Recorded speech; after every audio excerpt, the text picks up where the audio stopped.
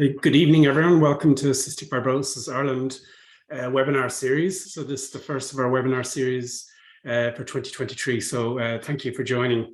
So tonight's webinar is healthy eating in cystic fibrosis. And we're joined by a pediatrician dietitian from CHI in Tala, Jacinta Green, and an adult CF dietitian from St. Vincent's Hospital, Claude Landers. So Claude and Jacinta will talk through healthy eating and CF. But before we get that going, I just want to preface the webinar to say that, just for your information, the webinar is being recorded and will be hopefully available for playback at a later date for anyone that might miss this or want to rewatch the webinar.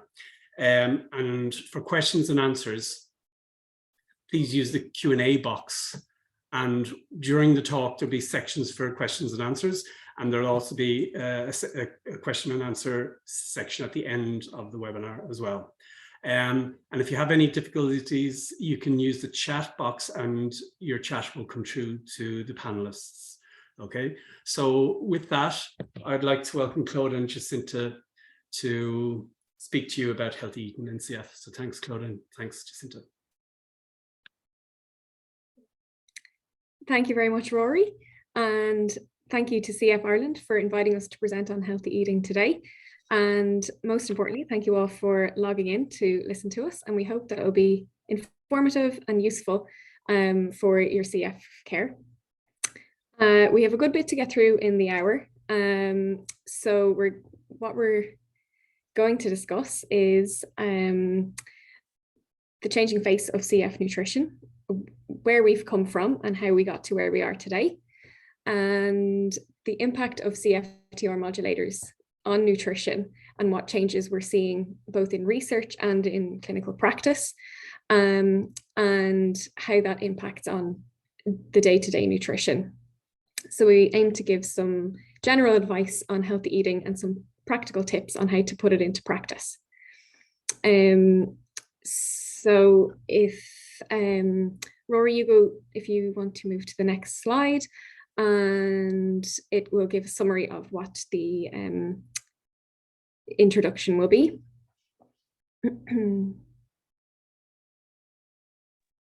So I think Liz is doing the slide. So Liz, sorry, can you do the next slide?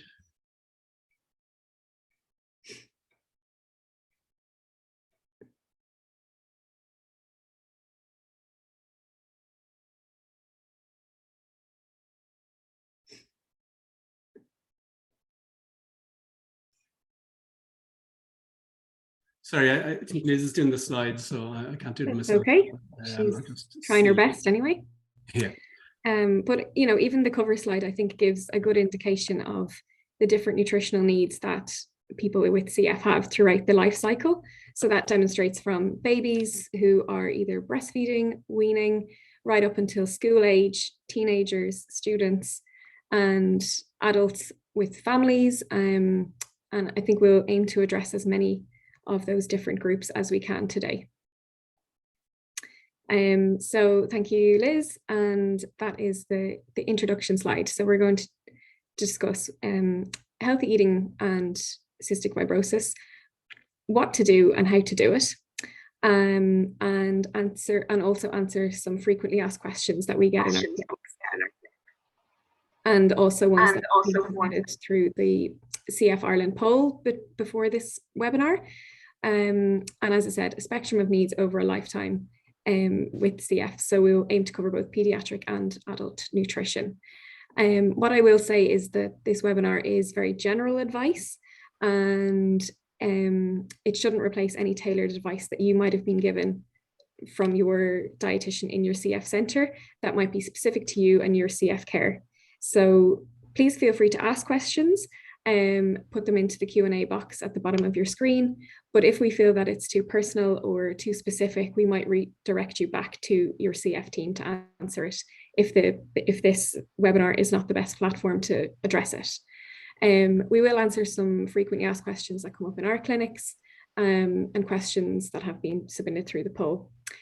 So I'll hand over to Jacinta to get us started with the history of CF nutrition.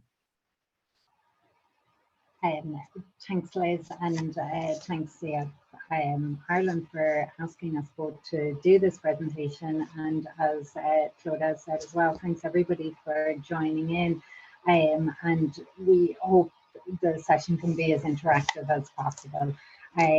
So yeah, thanks, Liz. So the historical background, and there should be more on that.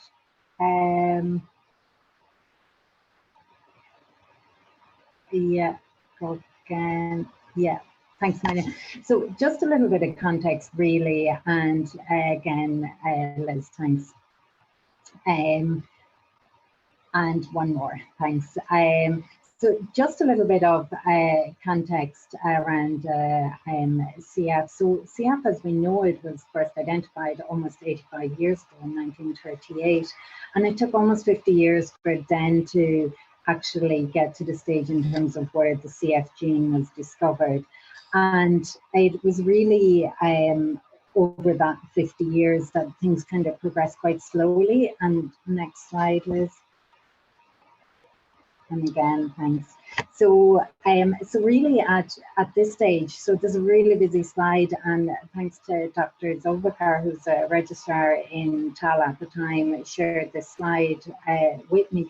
But really what I want you to take from it is from 1989 up to 2019, so 30 years, there's been a dramatic change in terms of the care of CF. And a lot of what we're going to talk about has probably been some of the changes that we've seen in particular over the last 10 years with the advent of a lot of the modulators. And next slide, Liz. So the treatment burden for CF, we know, can be really significant, and there's a lot of medication, but of course there's the treatment in terms of physio as well that is hugely important in terms of the management. And so it can be quite a heavy burden for both children and adults with CF. And next slide. So the modulators that many of you will be familiar with, and we're also very conscious that not everybody is eligible for certain modulators, and that some children in particular are quite young and others just are not eligible, so we're quite sensitive to them. But most people will be familiar with either catheter or Orkambi and Kaftrio. So over the last 10 years, we've had either catheter and then more recently Orkambi and Kaftrio. Thanks, Liz. Next slide. So there's lots of research, particularly with the advent of Kaftrio.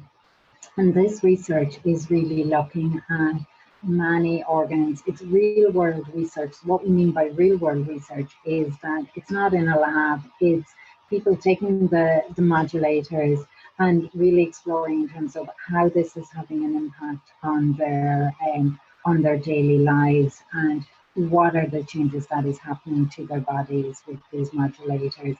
So the things that they're looking at, it's absolutely, it's huge. So they're looking at things like body composition, their muscle, their bone density, looking at the impact on the pancreas in terms of enzymes and the GI tract. They're looking at CF diabetes, CF liver disease, of course the lungs, and the number of negative cultures that people are having as well, sweat chlorides.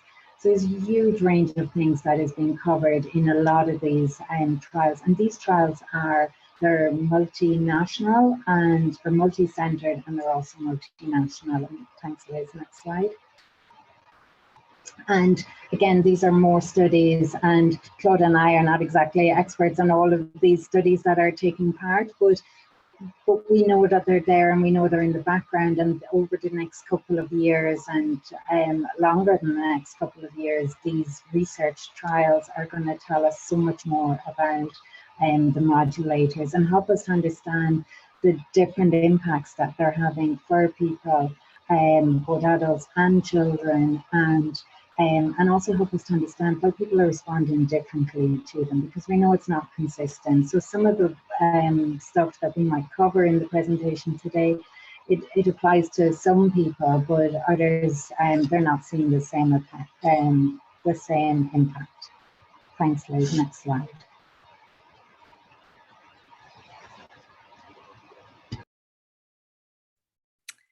Okay, thank you, Jacinta. So that really reflects how there are multiple international research projects going on looking at CFTR modulators and their real life outcomes. And a prominent trend that we're seeing across almost all of them from a nutritional perspective is weight gain. And that's happening in both adults and children taking these drugs. It seems to be a good thing for the most part. It means Kaftrio, it's doing its job to clear out mucus from all organs, not just your lungs. So it is clearing mucus from your bowels, pancreas, and sinuses also. It's not a direct appetite stimulant, but appetite does improve as a result of these organs having better function. So to explain further, mucus is removed from the lungs. So the lungs aren't working as hard, the lungs aren't working as hard to be able to breathe. And that means that there is less energy required for them to do their work. This leads to overall fewer calorie requirements. And there was a study done in 2018 that showed approximately 5 to 12% less calorie requirements on modulator drugs compared to patients not on them. And if diet or lifestyle is not adjusted to balance calorie intake and output on these drugs, weight gain can occur.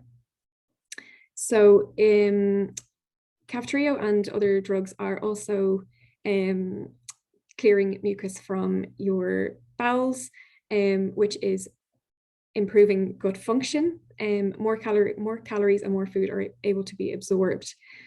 And this, there's essentially a layer of mucus cleared from the kind of surface of your gut, so food can actually be digested properly. So this is a result of complex scientific mechanisms that we're not entirely sure yet what exactly they are, but it involves the gut, liver, pancreas, and a lot more research is required to tell us exactly what's going on. And previously, dietitians would have recommended people with CF to consume up to 25% more calories than someone without CF to allow for malabsorption. And this is no longer the case. And Kaftrio also seems to be improving what's called the gut microbiome, which is basically the balance of good and bad bacteria in your gut. And this can reduce inflammation, reduce symptoms like bloating, constipation, etc. So you generally feel better and your appetite improves as a result of that. And it also reduces inflammation in other systems, such as your lungs. Again, feel better, and it's an indirect improvement in appetite. Okay, next slide, please. There is also some provisional data to show that there is improved smell and taste. So Castellanos et al. And researchers in 2022 showed initial improvements that when mucus is cleared from your sinuses, that results in an improvement in smell and taste. So if your smell and taste improve, you're more likely to enjoy your food and you're more likely to eat more of it. So again, if your calorie intake and output isn't in balance, weight gain can occur. And weight gain has been significant. In 2019, an increase of a BMI of 1 unit after just 4 weeks on Kaftrio for people with CF. And yeah, so it's quite significant. So next slide. So thanks, Claudia. So just in terms of pediatrics, to explain a little bit more, like Claudia was saying there, about the importance of BMI. So BMI is usually taken as a proxy for good nutrition. And the recommendations used to be that we would aim for BMI on the 50 percentile. And BMI is a little bit different in terms of for pediatrics compared to adults. We would use this kind of reference chart, and I have an example there of a girl's BMI chart, but we would also have reference charts for boys' BMI chart. And so we used to aim for it to have the BMI on the 50th centile, but now we mostly just look at more or less what is the growth trajectory. And so we're looking at both the weight and the height of children, with perhaps maybe a little bit of a less of a focus on just purely BMI. And the reason for that is it's an appreciation of that there's a lot more research looking at what the weight actually is. So when we talk about BMI, your BMI is a reflection of your weight and your height. And we can do that from children from 2 years of age right through to adults.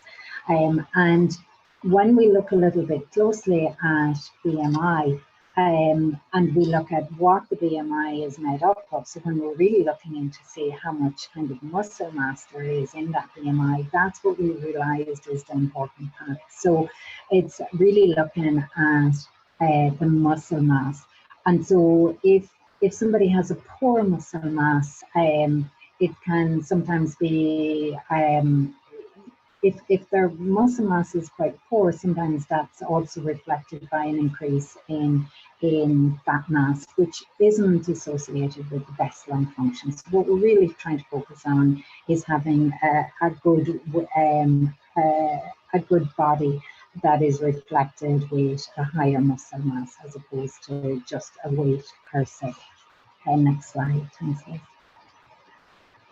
So, and this is explaining a little bit more around BMI. So in Tala, we do body compositions on children from, we can do it from age 5. We don't get to always see the muscle mass until they're age 7, but I started at age 5 so that people get used to it, and it still gives us some useful information. And so this is an image of the Tanita machine, something similar to what we would use in Tala, and it gives us a really good indicator of what muscle mass is like. I think we're still learning a huge amount, and because for children and in adults it's a little bit different because they're fully grown, whereas children are having different growth spurts, and so understanding the changes that happen in their body throughout the life cycle as they grow to become young adults. The body composition can change a huge amount, and so we're still learning a huge amount about that, but we do know that muscle is still important. So it is something that we're starting to look at a little bit more than just purely weight. And usually people and children are quite happy to get their muscle checked in training. Thanks, Liz. Next slide.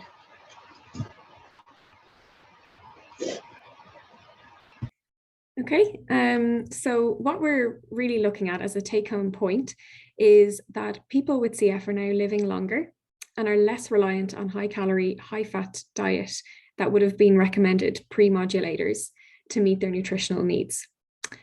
People with CF with a BMI of 22 or within target range for pediatrics need to adjust to a healthy, better quality, balanced diet with regular exercise.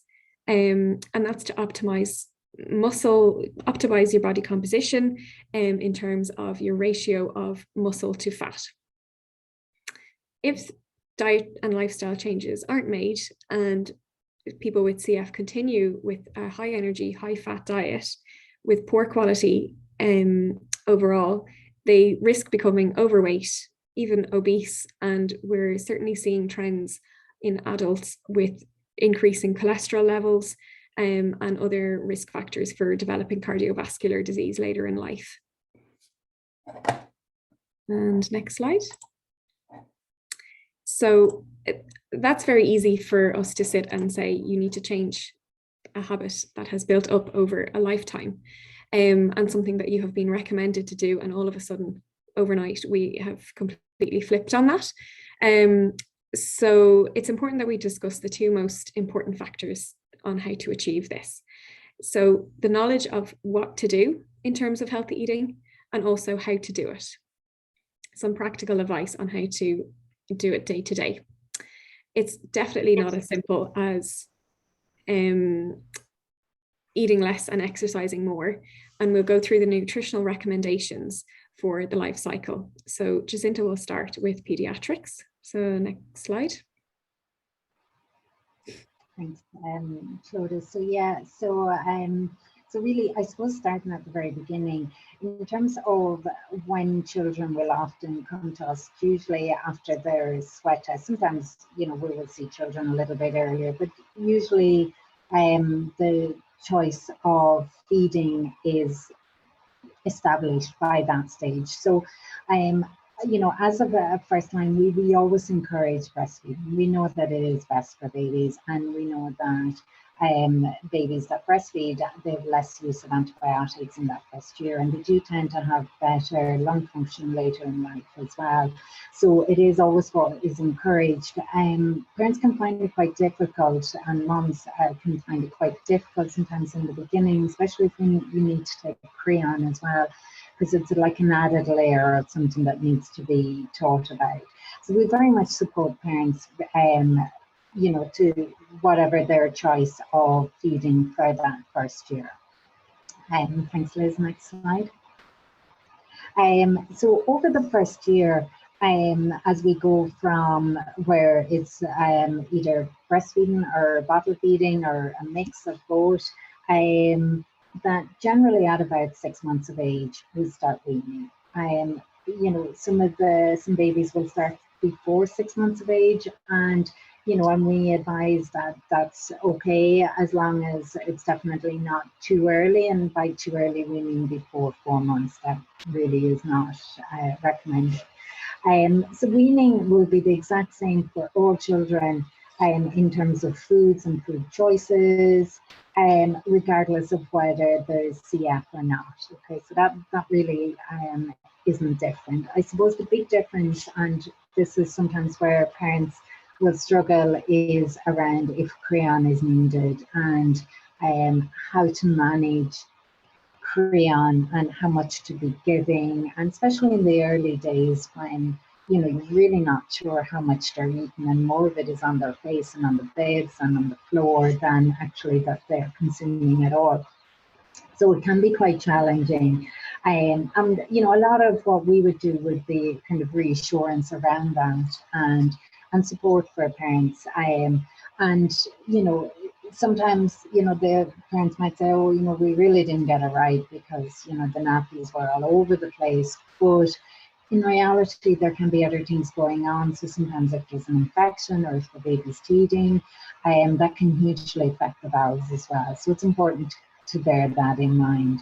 The other important point on this during the first year is it's so important that we meet the milestones in terms of getting different textures and different tastes into the baby around this time, and that foods are and the more variety you can get in terms of different types of foods, the better chance children will have of eating a more varied diet later in life. And there's kind of links between those early foods that are introduced and foods that are accepted at, you know, much between 5 and 7 years of age as well. So that by the time the child gets to about a year, that they are eating pretty much family meals, 3 main family meals and 2 or 3 snacks in the day.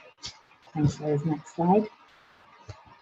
So the food pyramid then from 1 to 4 years of age is a little bit different from the food pyramid from age 5 up, which is also the food pyramid for adults. And one of the big differences in this is obviously the portion sizes, and you can see there on the right-hand side, it's the portion sizes for children aged 1 to 2 and those for 3 and 4. And the other big difference is the carbohydrate foods. So children need quite a bit of energy. So the carbohydrate foods are at the bottom of the food pyramid. Dairy and dairy foods are hugely important, and their requirements are pretty consistent actually from 1 year of age up. there are 3 requirements, and actually for teenagers, it goes up to 5 dairy requirements, and that's really important to make sure that we get enough calcium in. And the other big point to make on this is that a lot of the foods, particularly high in sugars and fats, and the treat-type foods, that like many years ago they used to be part of the food pyramid, but now actually there's a little break in that, and that's to kind of reflect that actually these foods are not essential, and you know, we understand that they are part of most children's diet, but they're actually not essential for health. And that little break in the food pyramid is reflecting that. Thanks, Liz. Next slide. So yeah, Claudia, thanks. Yep, I will talk a little bit about the food pyramid for adults. So when we say a balanced diet, what we essentially mean is that at each meal there is a portion of carbohydrate, protein, and vegetables, and then having nutritious snacks in between to meet your calorie requirements.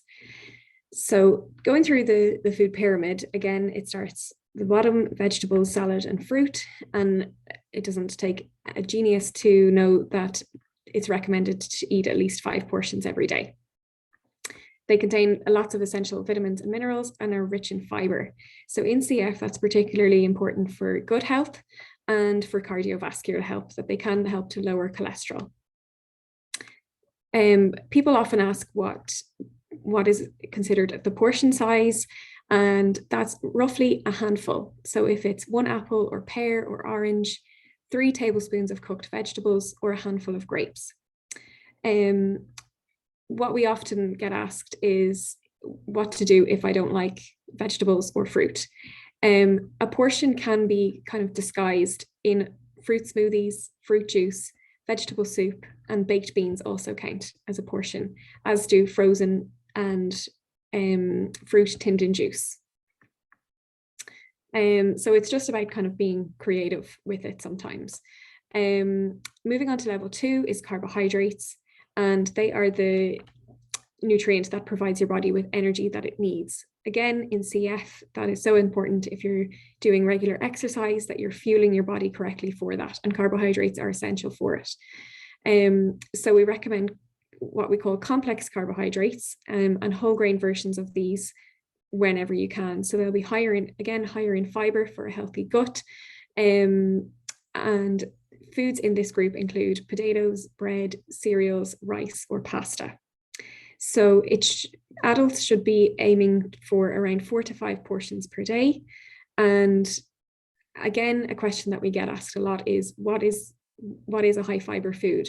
So in terms of looking at food labels, a food that has more than 6 grams of fiber per 100 grams is considered a food that's high in fiber.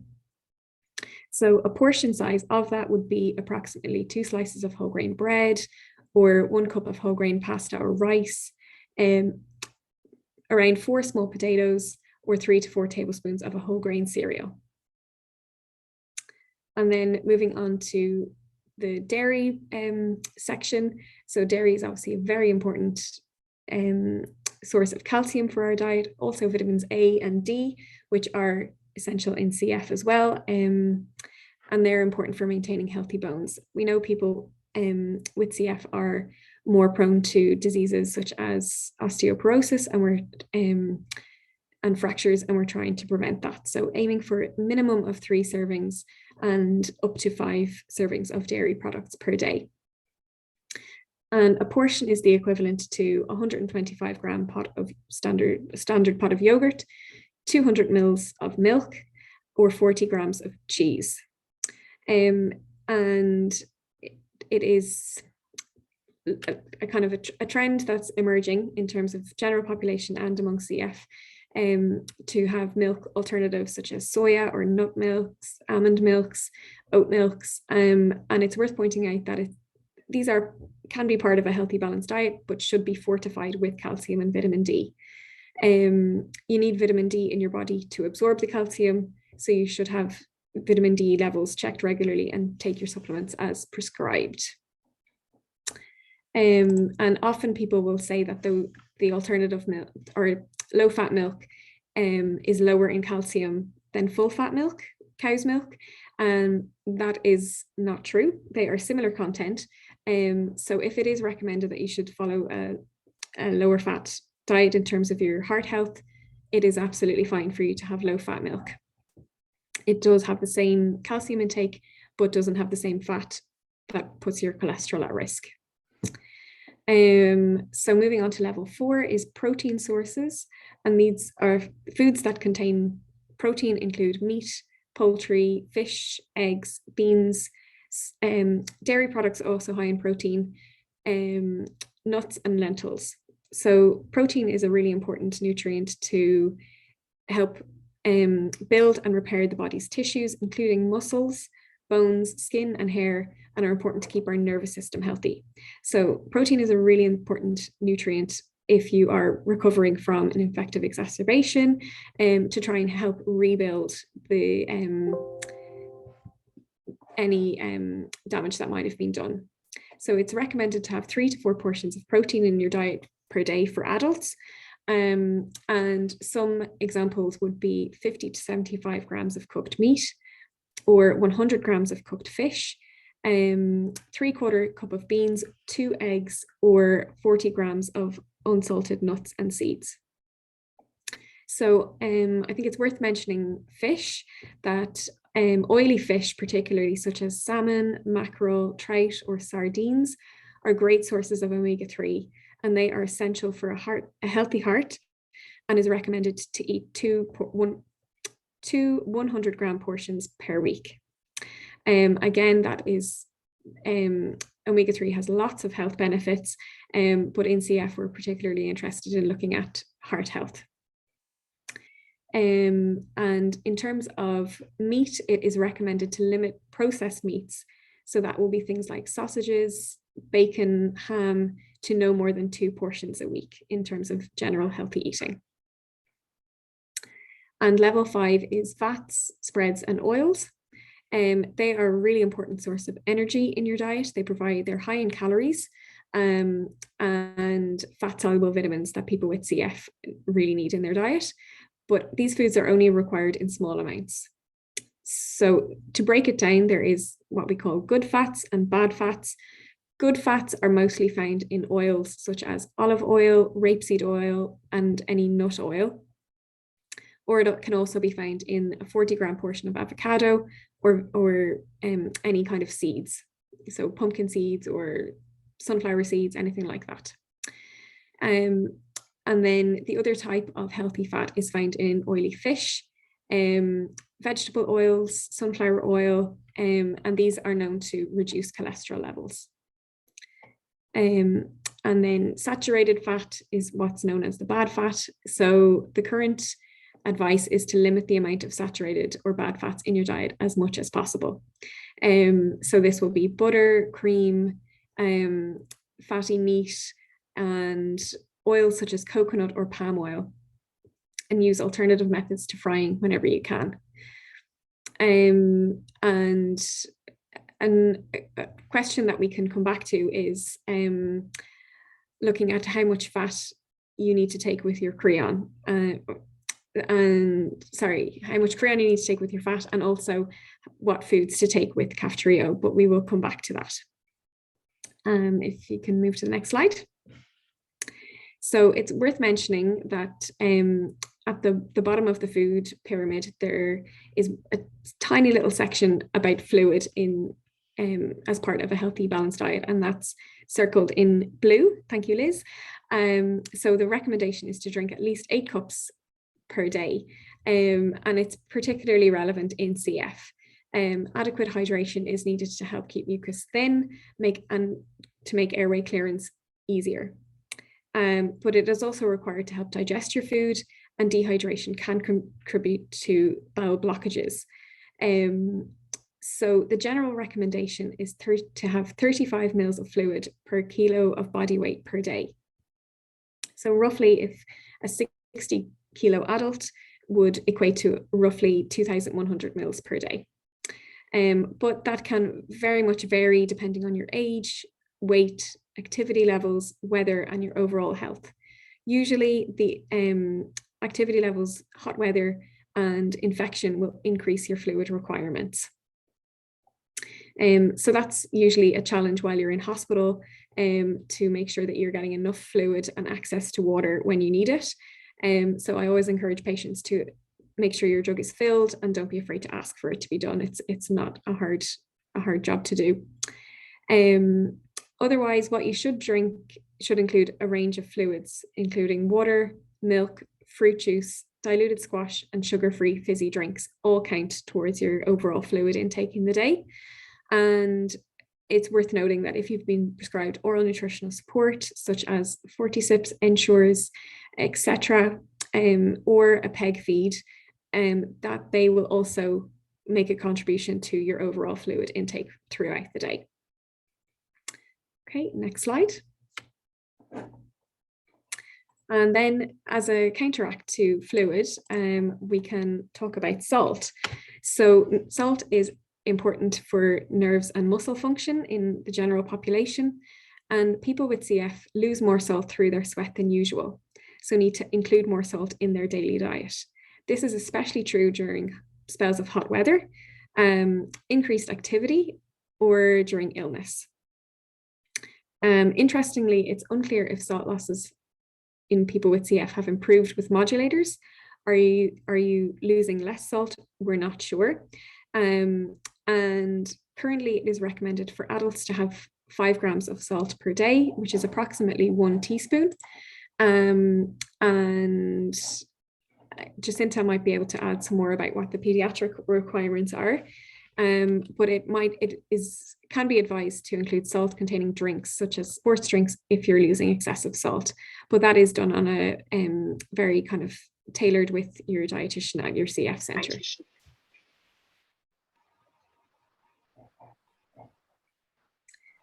And it's also worth noting that drinks such as tea or coffee contain high amounts of caffeine, which can dehydrate your body rather than hydrate it.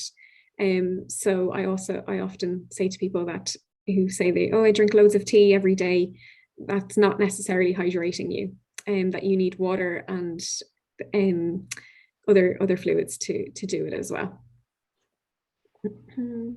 And also on that note, that people with CF, there is evidence to suggest that their thirst sensation is reduced.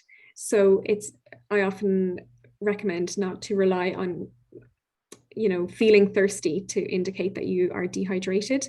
Often at that stage you're already dehydrated. So it's about making sure that you're drinking plenty throughout the day.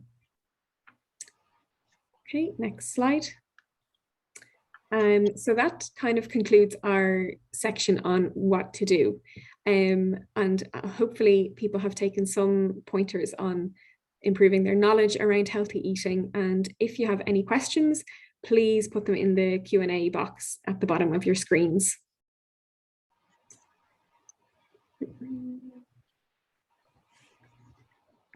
Okay, so Claude and Jacinta, there's no current questions. There was one from a panelist, more of a general question just around enzymes and, are there enzyme packs available? So I presume that what they mean by that is an enzyme container, dispenser, maybe carry on your person or something. Yep, one of these. Right. Yeah. Yes, they are definitely available. So this is a little pack. It's probably a little bit off topic, but it's a little pack that Mylan, the distributors of Creon, manufacturers of Creon even, send out to us. So do contact your dietitian and get them to contact the rep from the company, and they can be sent out. Great, thanks very much. We have them as well. So pediatrics as well. Yeah, perfect. Yeah. And it's for Creon 10,000, is it, or 25,000, or both? Both. Yeah. Great. Okay. I think it's designed to fit the 25,000, and then because the 10,000 is smaller, it'll fit it anyway. Perfect. Okay. Thank you. No other questions at the moment. Great. Okay. Next slide. Yeah. So thanks a million, Claude. Just to kind of, I suppose, say 2 points from the fluids and the salt slides, more specific to pediatrics. Is in terms of fluids, like really what we recommend in pediatrics is 2 fluids, so milk and water. We do, we do allow some juices as well, but we would say from a dental health point of view to try and limit other juices to just like once a day a fruit juice. And in terms of salt, yeah, there is requirements. We will always give salt over the first year of life for babies, because breast milk and infant formula is naturally low in salt. And that will be very much adjusted depending on the urine samples that we will get over that first year. So it's very individual what the salt requirements might be. And then after the first year of life, because the diet gets a lot more varied, we don't generally give salt, but like that we would advise to be conscious of salt around all the times that Claude mentioned. And just any of those sports drinks, we don't recommend those in pediatrics. A lot of them will have quite high amounts of caffeine as well, and really this isn't recommended for pediatrics. So generally we don't recommend sports drinks either in pediatrics. But just to move on to the next section then, in terms of some habits, so just thinking about how we can make some of these changes within the diet. And it's really important to begin to think about the attitude that we have towards foods. And, there's 2 very contrasting images there around the kind of the family meal times. And I think people can associate with both of those images. And people are busy. And people are busy. So it's quite easy to see how sometimes you can slip into, habits that you might not necessarily want for the longer term. So begin to think about the food that we're eating, how we're eating it. And, Claudia talked earlier in terms of, the quality of the diet that we're having and the balance between the different foods that we're eating, and that we become more mindful and conscious of the foods that we're eating.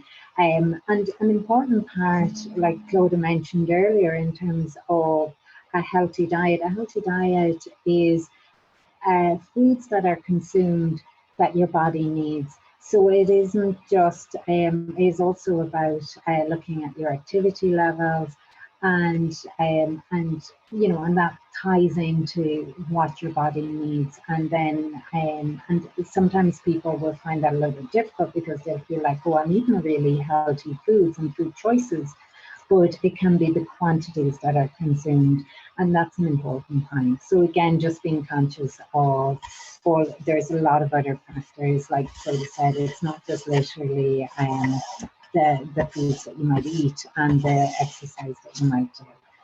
Thanks, Liz. Next slide. So snacks.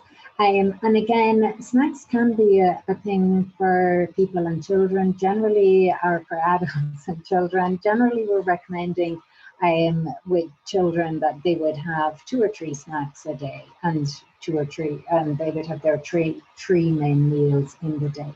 And the snacks can vary depending on how active the child might be, or the adult, in terms of, again, how active they might be and what they're looking for. We do advise that we try and limit the amount of treat type snacks that you might be having in the day. So it's just important to be aware of how much snacks you're actually having. And again, like Claudia mentioned, in terms of portions, that we become aware of what our portion sizes are. Thanks. Next slide, Liz. So Claudia. Okay. So I had talked about the kind of what to do in terms of getting a good fluid intake, but this is how to do it. So some practical tips could be always having a drink, always have a water bottle with you and drink regularly throughout the day. And don't, as I said, don't wait until you feel thirsty to drink. Increase your usual fluid intake in hot weather or when you have a temperature, and drink extra fluids before, during and after activity or playing sports. It's worth noting that if you're increasing your fiber intake, that you should ensure that you're drinking plenty in order to help promote regular bowel habits and prevent constipation.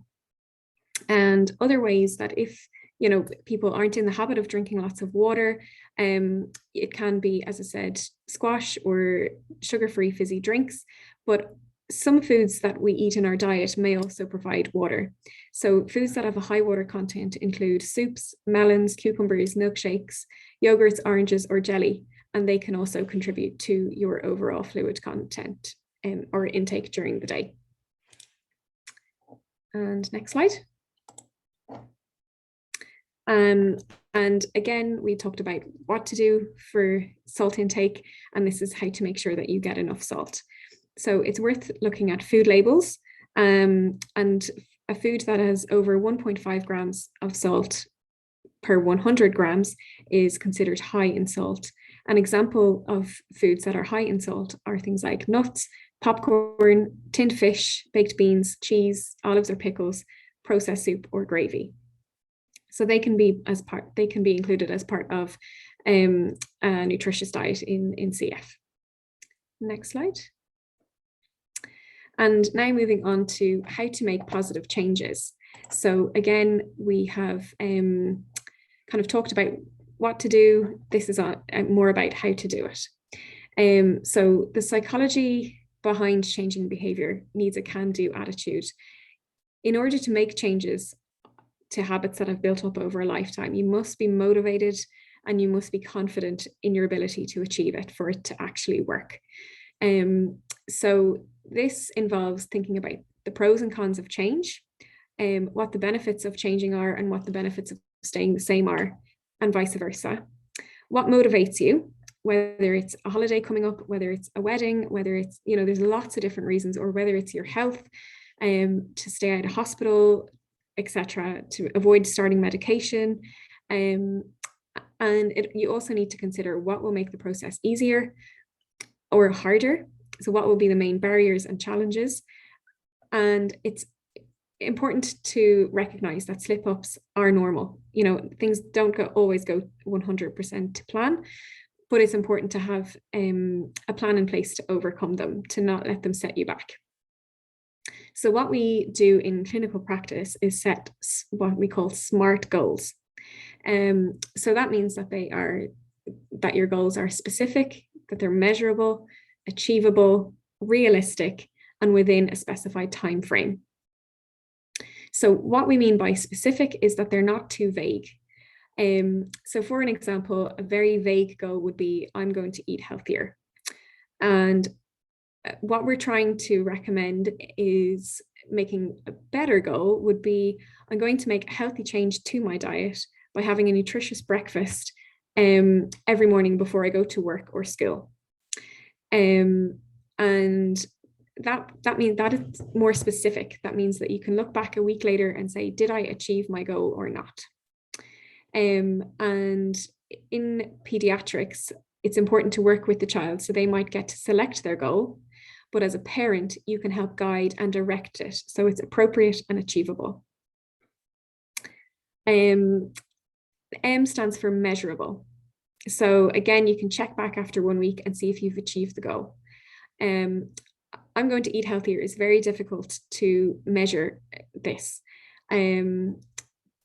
But with goal 2, where you have made it more specific, it's easier to measure. So you can say, did I do it on Monday, Tuesday, Wednesday, Thursday, and Friday? Yes or no. You're more accountable to it. So in PEDS, reward charts for this can be very useful, but the reward needs to be appropriate. So we generally don't recommend using food as a reward. For example, getting a treat of chocolate every time that they have achieved something, or avoiding using increased screen time as a reward. It should be more around experience. So playing a game, going for a walk, or reading a book. Spending time with your children is really valuable, and you'll be surprised how that motivates them. A is achievable, and this is where you consider barriers to success, such as, do you have enough time in the mornings to have a breakfast? It's important not to take on too much or set yourself up to fail. Make it challenging, but make it possible.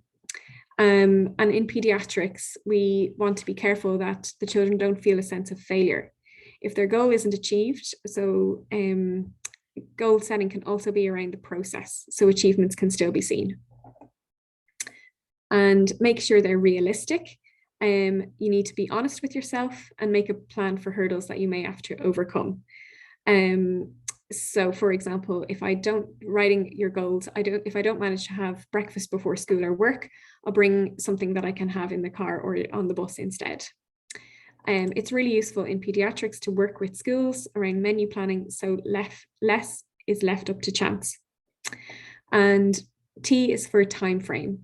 Giving yourself a deadline to achieve your goals is crucial, so that you don't keep pushing it out as something that you might get to someday. And again, part of that is looking at your long-term goals versus your short-term goals. Setting one long-term goal and then breaking it down into short-term goals.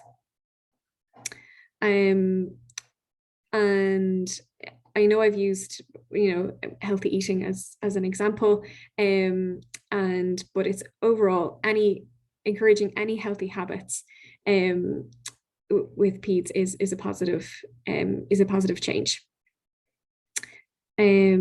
So we recommend that you keep a note of your progress so that you can check back, see how far you've come, see what's worked and what hasn't, and also to tell your friends and family.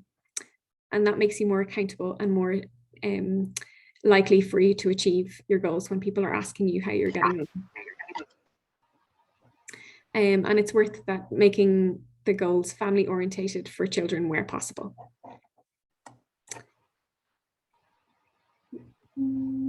Okay, next slide. Thanks, Claudia. So, we've put a few pointers down here in terms of adjusting to the new normal. But of course, there's many more, and maybe some of these will come up in the questions. But just a few pointers in terms of PEG feeds, for where that applies. We very much are working with children and adults around looking at where PEG feeds are involved. Like, is there a need for adjustment? And we have been seeing some adjustments. Again, it's not consistent across the board. And some people are able to adjust their PEG feeds and others maybe less so. So it's just important that we work with the individuals on that. And similar in terms of creon adjustment and some of the GI symptoms that Claudia mentioned earlier. Again, just working very much on an individual level, around that, because some people and children, they're noticing that they are able to change their ratios. And whether that's an increase or a decrease, it's not, it hasn't always been consistent. Similar with insulin, we have had some cases of where children have been able to come off with their insulin.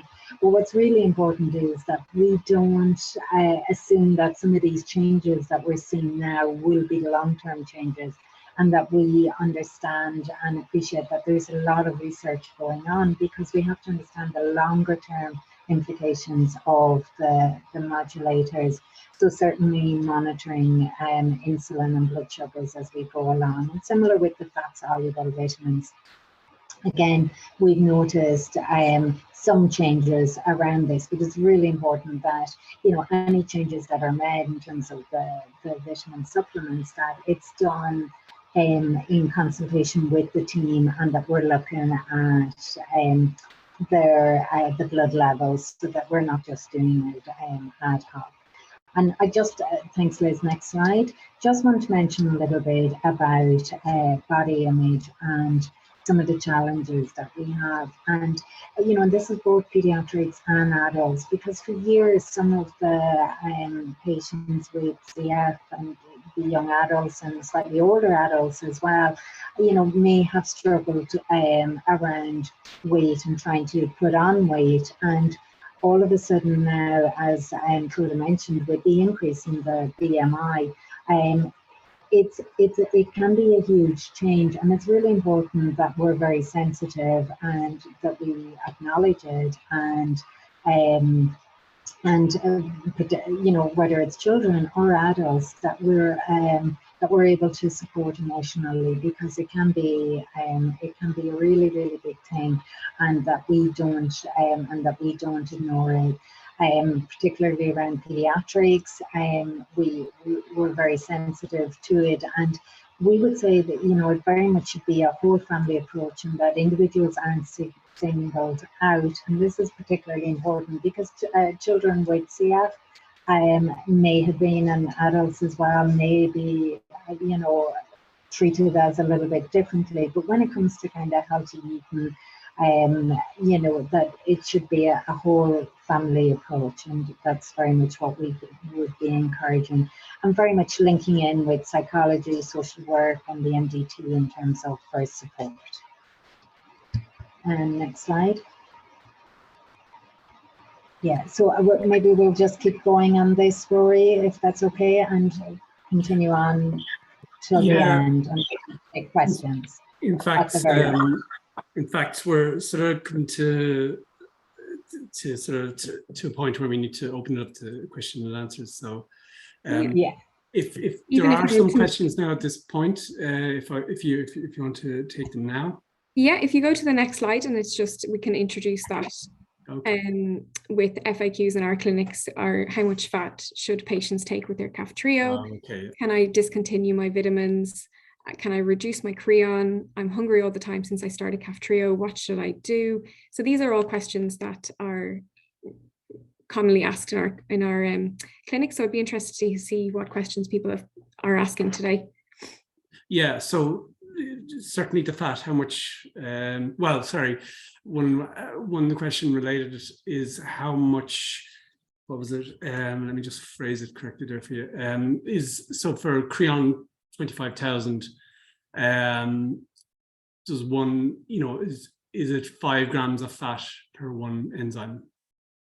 What is the ratio? Yeah. What I usually recommend, and it's a very general guideline, it will be based on and reviewed on kind of people's symptoms and their GI history. But I usually recommend 120 creon 25,000 per 10 grams of fat, and 1 creon 10,000 per 5 grams of fat. Okay, that's helpful. Thank you. And there were 2 other questions.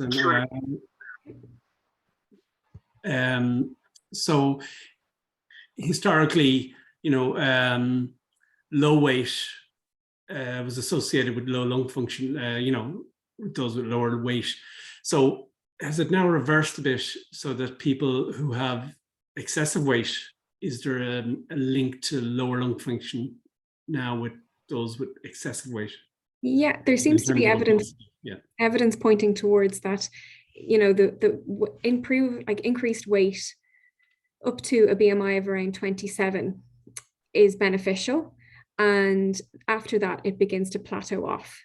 So a BMI of 28, 29, 30 and above, it doesn't have any benefit to your CF or lung function. And in fact, we are seeing that, with BMI above 30, that it is hampering, because you're less able to do physical activity, and you start to have other comorbidities related to having that higher BMI. Okay, thank you. And then you mentioned coconut oil, and was it butter maybe, or something was maybe regarded as slightly bad fat. But coconut oil is used a lot in high protein bars, if you're doing high intensity exercise. So would you still consider coconut oil as being bad, or would you consider as good?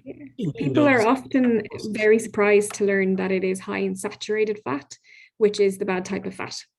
Okay. So yeah, it's not something that we recommend. Okay. Yeah, that's the main questions. Okay. So if you want to go to the next slide, we can conclude, I think, on that. So we've put a list of very useful resources for healthy eating, both for CF, but also in general. because we are seeing that the recommendations are coming closer to those that we would recommend for the general population. So I've put the link to a new booklet that the CF interest group of the dietitians in Ireland have produced along with CF Ireland.